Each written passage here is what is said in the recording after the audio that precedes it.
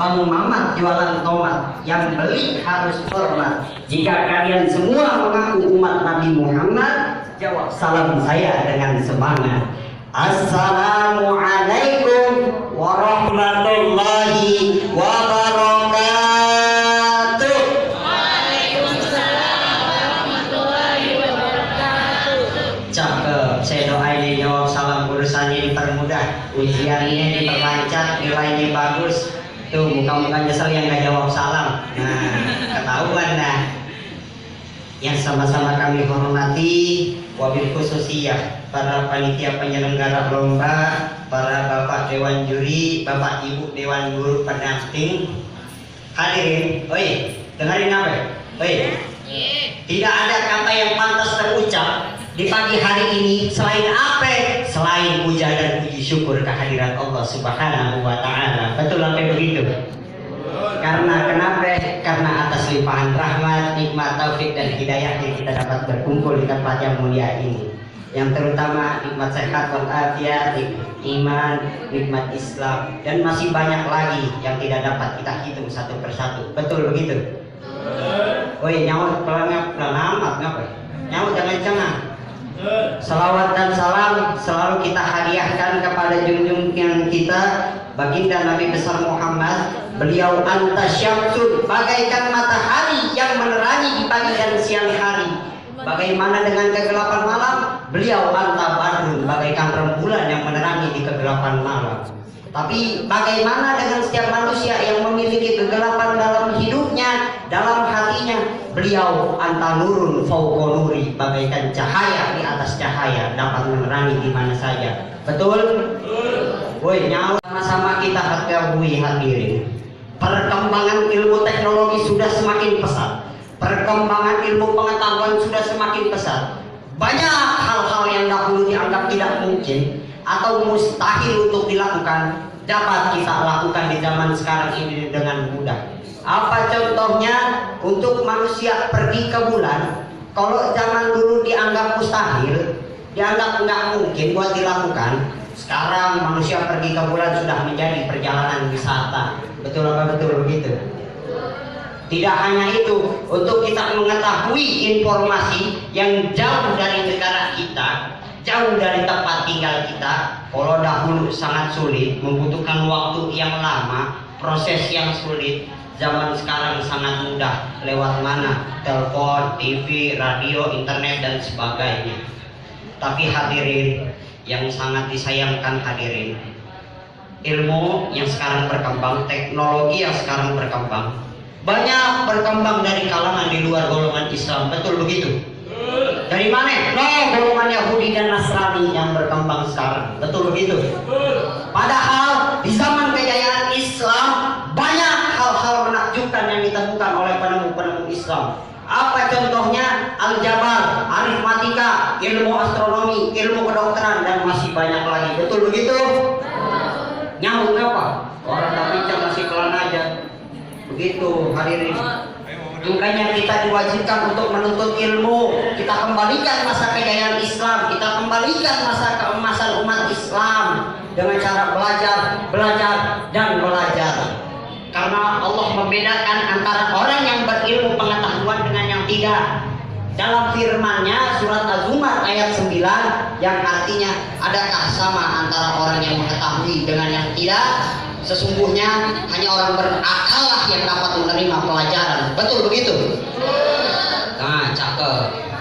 Dalam hadisnya riwayat Bukhari yang berbunyi, man salaka tariqan yaltamisu fihi ilman sahalallahu bihi tariqan ilal jannah, yang artinya barang siapa yang menempuh perjalanan jauh dalam niatan menuntut ilmu, Allah akan permudah jalannya menuju surga. Tuh, betapa enaknya orang pantunnya, si pitung anak Betawi asli, orangnya manis, matanya jeli. Ilmu mesti dicari agar selamat di hari nanti. Betul begitu? Itu bahasa pantunnya. Kalau kagak begitu beli senter di Batu Jajar. Kalau mau pintar kudu belajar. Gitu. Orang berilmu tidak mungkin dipandang sama dengan orang bodoh. Orang berilmu memiliki kedudukan yang lebih tinggi. Orang berilmu dimuliakan, dihormati. Lain dengan orang bodoh yang dijadikan bahan olokan. Makanya kita belajar biar jadi orang berilmu. Contohnya ustaz-ustaz kita, guru-guru kita dimuliakan hingga akhir hayatnya nanti. Itu contoh orang-orang berilmu. Makanya kita belajar dari sekarang buat ngangkat derajat kita dari sisi manusia maupun dari sisi Allah Subhanahu wa Ta'ala. Tapi hadirin, ilmu aja tidak cukup untuk mengangkat derajat seseorang dari sisi manusia maupun dari sisi Allah Subhanahu wa Ta'ala. Ilmu nggak cukup, ilmu doang. Apaan yang kurang? Keimanan. Orang berilmu harus memiliki keimanan yang kuat biar ilmunya kagak melenceng. Betul begitu? Banyak pejabat-pejabat pintar, orang berilmu yang bisa duduk di Dewan Perwakilan Rakyat, di kementerian-kementerian, tapi tidak memiliki keimanan yang kuat sehingga mereka melakukan pelanggaran seperti korupsi. Itu kan dilarang agama, dilarang juga sama hukum. Dia pintar, bisa jadi menteri, tapi nggak punya keimanan yang kuat, jadi dia korupsi.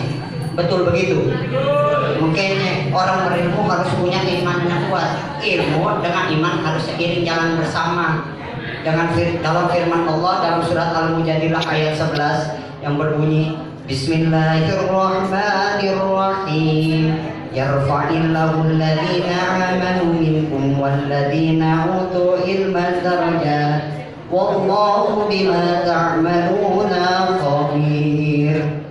Yang artinya, dan aku akan tinggikan derajat kamu orang-orang beriman di atas kalian orang-orang yang memiliki ilmu pengetahuan beberapa derajat. Sesungguhnya Allah Maha mengetahui apa yang kalian kerjakan. Nah itu, keimanan sama keilmuan harus seiring jalan bersama.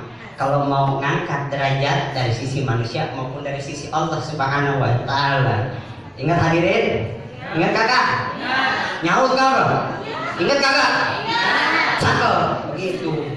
Dalam riwayat lain Rasulullah diceritakan di situ Rasulullah bertemu dengan iblis yang sedang berdiri di depan muka pintu masjid.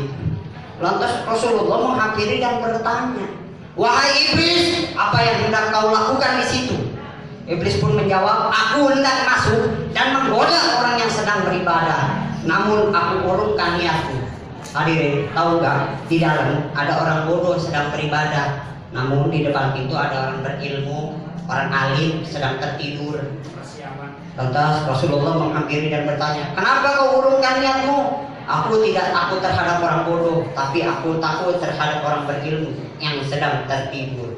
Lantas di saat itu juga Rasulullah meriwayatkan hadis yang artinya tidurnya orang berilmu, tidurnya lebih baik daripada ibadahnya orang-orang bodoh. Betul begitu? Betul kakek?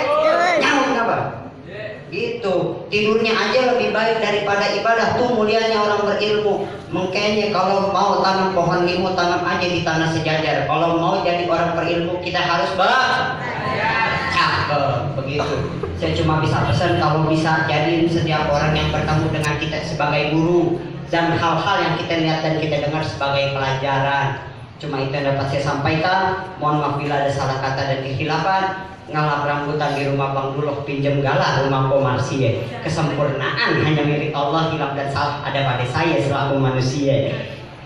Unzur man qala wa la tanzur man qala. Jangan lihat siapa yang berbicara, lihat apa yang dibicarakan. Hadanallahu wa iyyakum ajma'in. Assalamualaikum warahmatullahi wabarakatuh. Angkat tangan kami semua. Dadah. Iya, tepuk tangannya meriah. Tetap semangat. Ya, tetap semangat. Sekarang ini terus